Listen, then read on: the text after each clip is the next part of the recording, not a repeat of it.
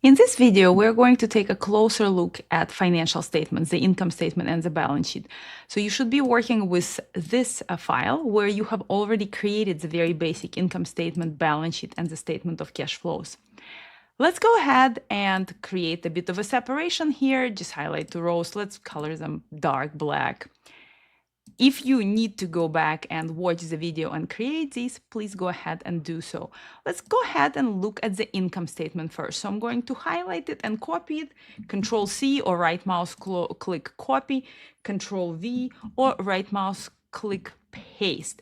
And we're going to look at all of the cost categories on the income statement.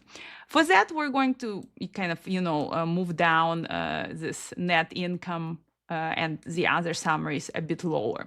So there's multiple cost categories. Let's write them out first. There's going to be cost of goods sold. There's going to be cost of goods sold, operating expenses, interest, and tax. And we're going to break each one of these down and create sub-summaries next to each one of them. So for example, here you can see that there's sub-summaries such as gross profit, operating profit, EBIT, and taxable income. And also in the financial example, you can see with the numbers, the actual sub-summaries and the actual expense categories. So all we're doing is just creating costs and breaking down them into individual costs and creating sub-summaries. But at the very base, the income statement is still sales minus costs. So the first cost we're going to subtract is cost of goods sold. You remember you were selling shirts, price times quantity, and this is what you spent on the materials for your shirts, the threads, perhaps even the labor to make them. So cost of goods sold. The first sub-summary comes up here and it's known as a gross profit. I'm going to bold it. I'm going to add this top border line to it to signify a sub-summary. And gross profit is just sales minus cost of goods sold. There's a usual margin used here called the gross profit margin, which is gross profit divided by sales. Next, we're going to subtract category of expenses number 2. That's going to be your costs. Again, these are operating expenses. They're also referred to as selling, general, and administrative expenses as G&A. And what is in here usually is a marketing expense, electricity that you need to pay for to sew the shirts for, your machines that you use, salaries of your secretaries, of the executives, and so on. So sale, general, and administrative, also known as operating expenses. And this category oftentimes includes depreciation, which is a non-cash expense related to your purchases of equipment and factories that allows us to pay less in tax. The next sub-summary is operating profit. This is also known as EBIT, earnings before interest and taxes. So as it's a sub-summary, let's put a top bar on it. And it is gross profit minus operating expenses. Or you can go down the waterfall, sales minus cost of goods sold minus operating expenses. Next, we're going to subtract the next cost, that is interest. You pay interest on debt, and debt sits on your balance sheet. So companies borrow money, pay interest on it. That interest expense is a cost that's reflected on the income statement as a payment that they need to make. And the next sub-summary is going to be taxable income, also known as earnings before tax, EBT. So your taxable income is operating profit minus interest, or you can go down the waterfall, sales minus cost of goods sold minus operating expenses minus interest. The next thing that remains to be subtracted is tax, a tax that you pay to the government. And taxes are usually a percentage of taxable income. This is also true for your personal taxes. So I'm going to kind of italicize it because it's somewhat of a description. So for example, if your taxable income was $100,000 and you pay 28% tax, you'd need to pay $28,000 to the government, so 28% of the taxable income. That brings you to the main sub-summary, which is net income or earnings, out of which you pay dividends. And finally, what remains is called retained earnings. I will color this green because this is something that's going to go back to our balance sheet, actually equity account, and be reinvested back into a company. So here is your basic income statement. And we come down to the money that's reinvested back in the business, can be found as net income minus the dividend, retained earnings. And at its base, income statement is just sales minus cost. If you want to take a look at the example of the income statement, here's an example with the numbers, and here's an example with some interesting descriptions. You might be asked, what's the line? All items, above the operating profit, and also, some margins are mentioned here as well. Interesting information. Next, we're switching to the balance sheet, this very colorful statement that happens to be stacked in this example where assets are at the top and liabilities and shareholders' equity are below. That is how we're going to build it in my financial statement step. So at its very base, your assets are financed with debt and equity. We know that. Let's break down the asset accounts and the debt and equity accounts. So I'm going to copy first just this asset side, highlight it, and paste it here.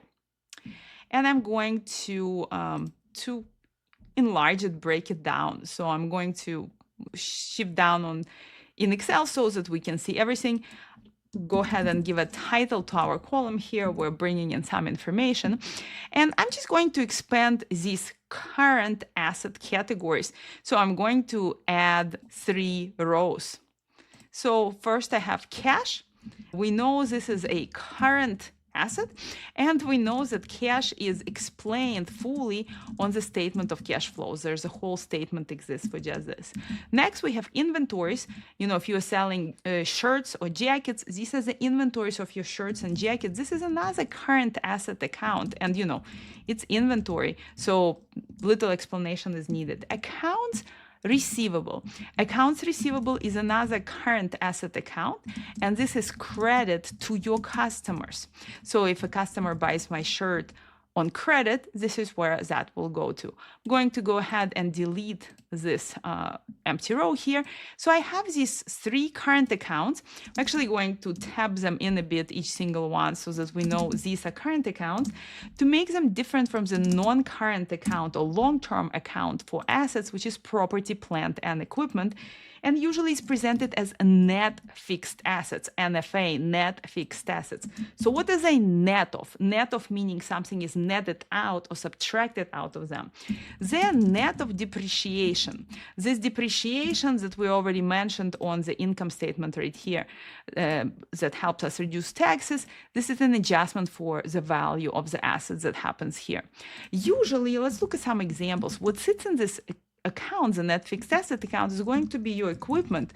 So if you're making shirts, it's going to be sewing machine, and also factories.